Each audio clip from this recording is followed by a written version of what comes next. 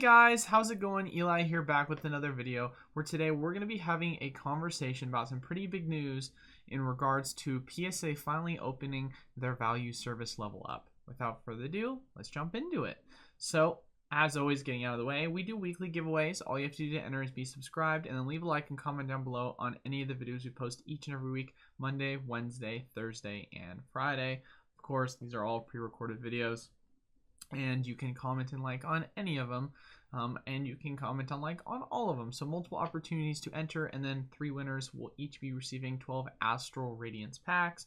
So 3 opportunities to win, and then 4 opportunities to enter. But now that that is all out of the way, it's time for the news, which is PSA value service level. So for those people that don't know, I want to say about a couple weeks ago to about a month ago, PSA had dropped down their official, economy service to $50.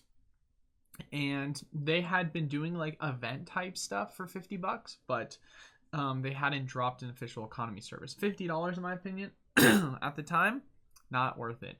Did not consider at all sending in any of my stuff because the risk to reward ratio just didn't feel worth it. Now, maybe this is because of the type of cards that I tend to send in, but a lot of the times, the items that I am sending in, if it gets a 10, it's worth several $1,000s. If it gets a 9, it's worth several $100s. And so $50 eats in a lot into the margins. Now, the price is at $30, so literally 40% less. That is intriguing to me. Now, of course, it does. Here's some caveats. Of course, if you are a Pokemon person, then this doesn't matter to you. But cards that are able to be sent in are only 1996 to 2022. So 1996 to present. Declared value limit is $4.99. 120-day estimated turnaround time. We know what that means. And then new value orders will be shipped back beginning early of fall after all 2020 value orders ship. So for those people that didn't watch the announcement, they basically said, PSA, that in about 3 months they're officially going to be fully caught up on all orders. So they're no longer going to be behind on a backlog. They're going to be completely caught up on everything all the way going back from March and April of last year. So that's actually exciting news. Now, of course, the question really is this $30 worth it? And I think there's a lot of things to consider with that. I think number one, what is the value of the card you're sending in? If the value of the card, if let's say it gets a 9, it's worth around several $100s to $500. And if it gets a 10, and you're going to get that premium subcharge, or is it worth it? Or not subcharge, sorry, just premium charge. Is that worth it to you to cut into your, profit loss, especially, considering how expensive your card could get, because you are going to have to be paying these extra fees. How I like to look at it is at the end of the day, considering the declared value limit is 500, that's fine for me. I'm going to be sending in a lot of cards that if they get 9s, they're going to be worth $100. If they get 10s, they're going to be worth around $500 to $700. With a lot of low population cards, there's not a lot of data on it, so they typically won't charge you unless it's very transparent because they have a lot of data on that card. Like, for example, I think the only time I ever got upcharged for a card was when I was doing their economy grading service, where I sent in a bunch of cards for like $8. Crazy, right? It was actually $8 at some point, and one of them was a Charizard base set and ended up grading an 8, and so I was upcharged for it because the value maximum was, I think, $250. So I mean, it's a base set card, and they know a lot of information about base set. But as it stands right now, I have a lot of cards from the Diamond and Pearl era that I want to be sending in for grading. And these cards range anywhere between in 10s, just a couple $100 to a couple $1,000. So it's really all over the place on how much value I can really get. Of course, some of them, if they get 10s, they'll probably get upcharged. I'll probably get charged an additional 20 to $40. But for me, that just seems worth it if I get that 10, and it'll suck if I get the 9. So that's what I really like to consider, is what is the value I'm getting if I get a 9, and how much is that eating into the margins. So if a lot of my cards that I'm, let's say it cost me $50 to get the card, or let's say I pulled it from a pack, it cost me $100 to buy the pack. I'm now saying bought the pack for $100, got $30 for the grading fee, and then you're saying to yourself, all right, 130 is my base cost. What do I need to get to make my money back on it? So unless, let's say I pulled like, I don't know, a holo card or a level X card, and then I've got a card in the reverse holo slot that also I'm spending another $30 that can make up for it, I have to just calculate my odds on whether it's profitable for me to send in that card if it were to get a 9, let alone what are the odds it has of getting a 10. So basically what my general strategy has been for over the past couple of days since I heard this announcement was I just went in and I picked out of my 300 to 400 cards that I have set aside for PSA. I picked out the top ones that I felt were in the best condition, had the best chance of getting a 10s, and at worst, a strong 9 I could send in for regrade if it was worth it, depending upon the card. And I ended up coming out of, like I said before, like we're talking 3 plus 400 cards around that. I only came up with 44 of them. And that is because for me, it is worth it. Now, if I'm being honest, I want to say about half of them, so maybe 150, 200. I actually looked through to consider for grading because a lot of them, just the price point, if they got a 10, was just not going to be worth it to me. The price point if they got a 9 wasn't going to be worth it to me. They had to guarantee a 10, and the risk to reward was just not there. So I really just picked out the cards that are like the best of the best. And if you guys want me to, I can, give some examples of some of the cards that I basically chose, to send out. Like I said, a lot of cards from the Diamond and Pearl era, just holos. Like here's an example. I got like a Skeptile. I'm sending in multiple of these from the Great Encounter set. You guys obviously watched me open that. Swampert, also another one from the Great Encounters era. And then I do have some other ones that I feel like were worth it. Like I pulled this Dialga from Great Encounters. This card sells for almost 2K in a PSA 10. So just cards that I felt like that were worth it. Because if that Skeptile, for example, gets a 9, it still sells for like 130, right? And I was buying Great Encounter packs for around $80. Spend 30 on it. Worst case scenario, I walk away making $20. Best case scenario, it recently sold on auction for around $550, $600.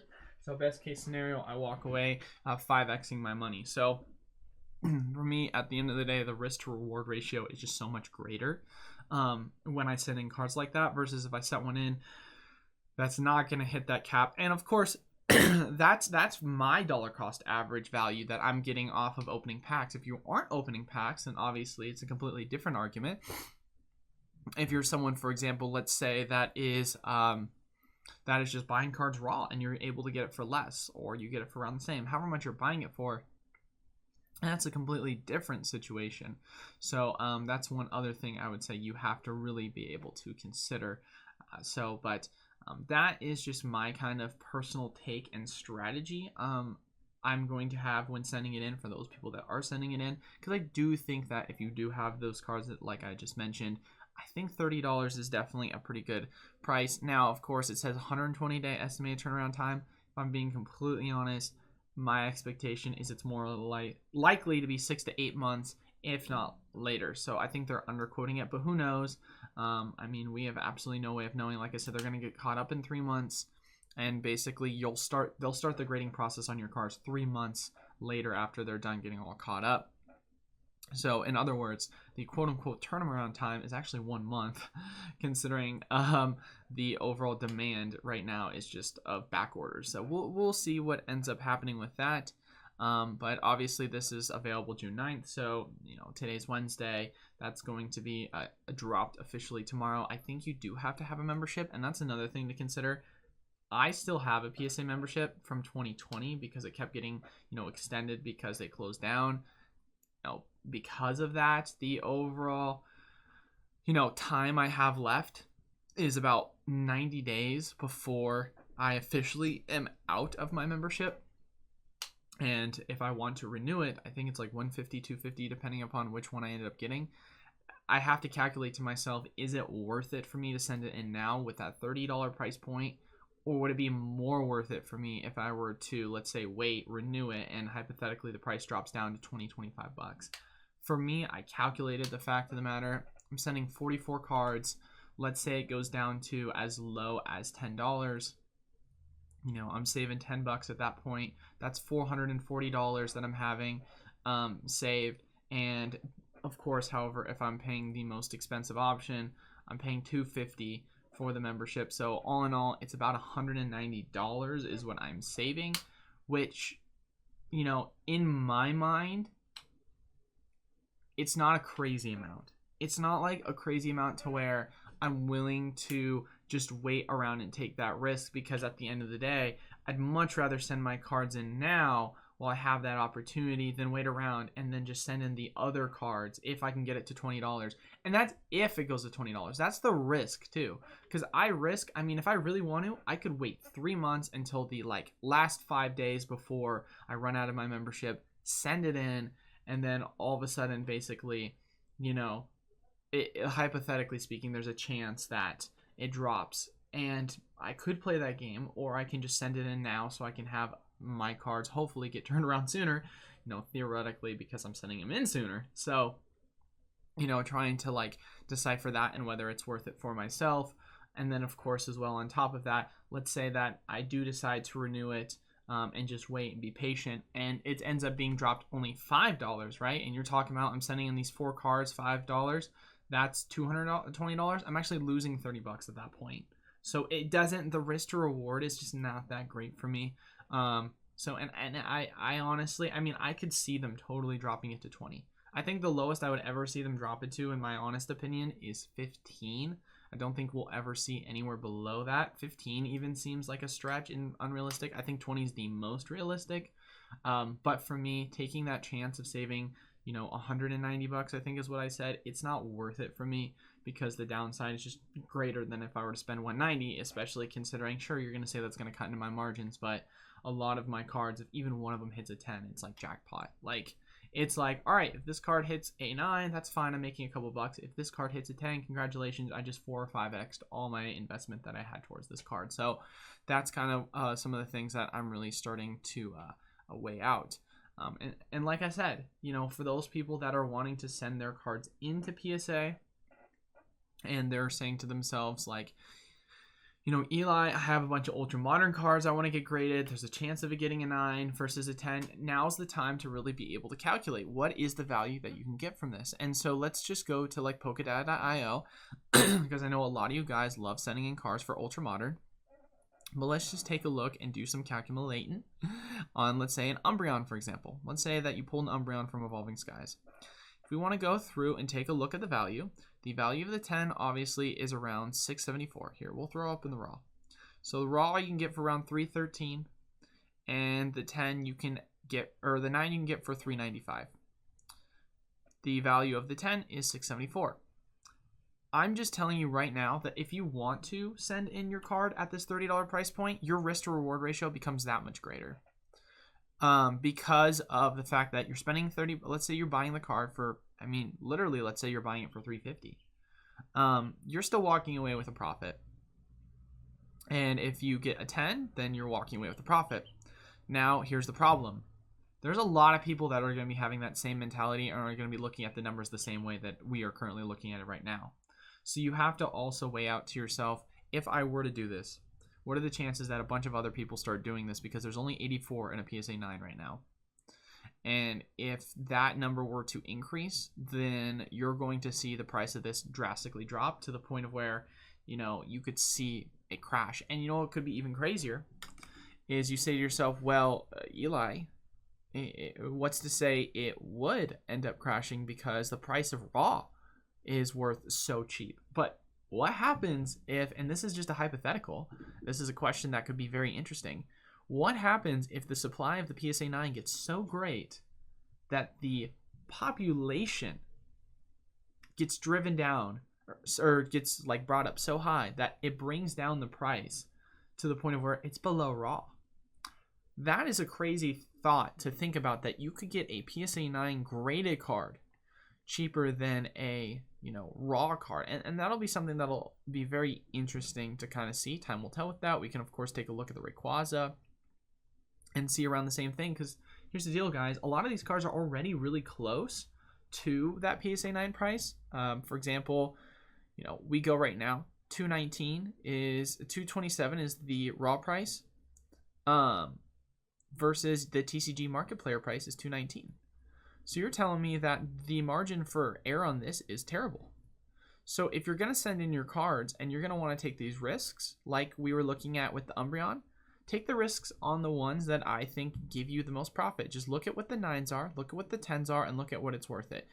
TCG market player price, 149, 134. You're actually losing money at that point if you get a 9.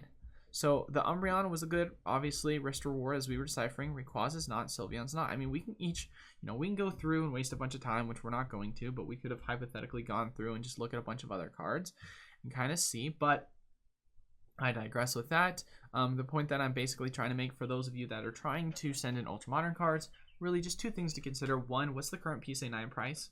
After your fee, is it going to make you money if you end up hitting a 9?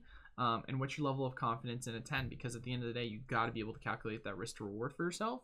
And then two, hypothetically speaking, if you're not too sure of it getting a 10, you think there's a chance of it getting a 9, is it at the end of the day worth it for you to still send it in based on the fact that you think potentially, it could get that 9, and you know that even if let's say the margin there is $30, if you're wrong and it doesn't get a 10 and it gets a 9, how much could the price potentially drop? Because as we saw with the Sylveon, PSA 9 is cheaper than Raw. Umbreon is not, although Umbreon seems like a good send-in right now. Who's to say that by the time you get your card, price hasn't already drastically dropped because a bunch of other people got their cards sent in and graded around the same price. So, and that's why I've talked about this before, and I'll talk about it again in regards to investing in the future. Obviously, this is not talking about specifically, this is not talking specifically about buying these cards, but more specifically sending in for grading. I think BGS will be the future. I mean, BGS right now, it's about $35 if you want to send it in with subgrades. That's $5 more than PSA. And you're basically paying $5 for subgrades. And I think that's a great deal when you're sending in your Ultra Modern cards. So if you want to go and send in your cards that you think are in really good condition and you want those premium BGS prices, I think that's going to be way more worth it, in my opinion, in the long run than if you're trying to send in your cards for PSA. However, if you're saying, I just want my card in a PSA slab and there's a chance of it getting a 9, at that point, rather than wasting the $30, you could probably go find it cheaper somewhere. I mean, obviously, you're saying to yourself, TCG market price for this Rayquaza, for example, $80, 108. I mean, we're not even including fees on if you were to sell it for eBay, right?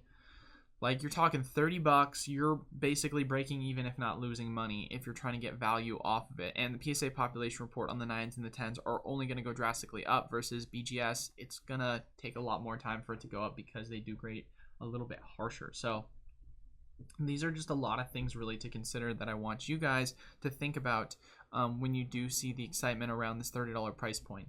So, and in my honest opinion, I think, if you're going to go the route of sending in your Ultra Modern, go BGS. If you're going to go the route of sending in cards like the Diamond and Pearl era, that's where PSA is more worth it. And if you don't want to, go get BGS because you think it's, a slap you don't like, or you don't want to pay the extra $5 for subgrades, or you don't want your card to be graded harsher, and you care more about just having it in a PSA slab, then I would say wait. Of course, it's not financial advice. I'm not a financial advisor, but I think that there's nothing wrong with being patient because in 3 months, more than likely, you're going to see the price drop once again. $25, $20 is the most realistic. Of course, only time will tell what that ends up being, but I definitely don't think this is the bottom. I know that if you just go through and look at the comment section, I mean, don't get me wrong, this is Twitter, and Twitter's pretty toxic, but a lot of, YouTubers have made response videos to PSA, comment sections have made response videos to PSA, comments in response to the PSA post and in those YouTube videos. Sorry, that sounded confusing. A lot of people aren't happy about the price. So who's to say that the market sentiment, of course, is not going to hopefully change the price in the future because not enough people are sending their cards in. But for people like myself, I think 30 is a fair price. I think declared value limit of 500 is reasonable. And, for me, as someone who is just calculating the risk to reward ratio, $30 from 50, it makes a bigger difference. But like I said before, I'm not just sending in any card. I hand selected 44 cards out of several hundred. So you gotta really be selective if you're gonna do this, is kind of my personal advice for that. But yeah, that's kind of it for today's video. A little bit on the shorter side, nothing too crazy in regards to length. But yeah, no, PSA, man, I'm excited. I think this is good news. I'm ready for the future to see what it's going to be in regards to pricing. And they're more geared up now than ever in regards to staffing. So I'm hoping that their turnaround times will get better than having to wait a full year, because that was ridiculous. But as far as it goes, though, that is all for today's video. As always, make sure if you want to enter into our weekly giveaways, leave a like, comment down below on any of the pre-recorded videos we post each and every week, Monday, Wednesday, Thursday, Friday. And of course, make sure to subscribe as well on top of that to enter in. Hit that notification bell. And then lastly, we're going to have these 3 winners. They're each receiving 12 Astral Radiance packs. So 4 opportunities to enter and then 3 opportunities to win. But that is all once again for today's video. Thank you guys so much for watching. Until then, I will see you all on Friday. Peace.